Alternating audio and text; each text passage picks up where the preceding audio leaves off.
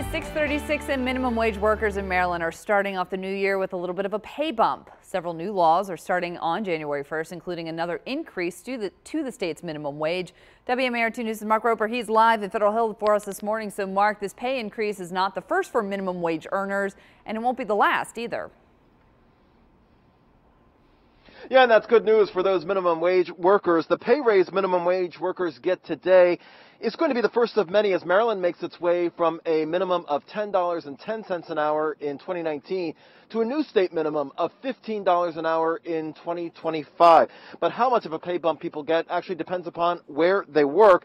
Anyone making minimum wage at a large company gets a larger increase than those working for a small business. They get a smaller increase. People who work at a small business with 14 or fewer employees get an extra 60 cents an hour, bringing them up to $11.60 an hour.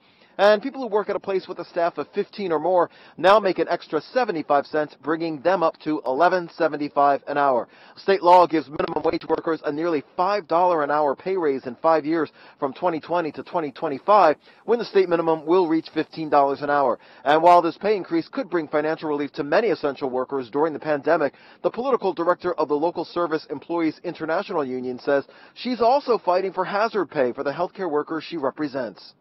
You have increased costs of transportation. You have increased costs of maybe having to purchase PPE during this time. You may have had to, also pay for a hotel if you had to quarantine. There's also increased costs with childcare. The thing that we've heard the most is that there's just a lack of basic health and safety provisions and protections out there for workers who are risking their lives every day.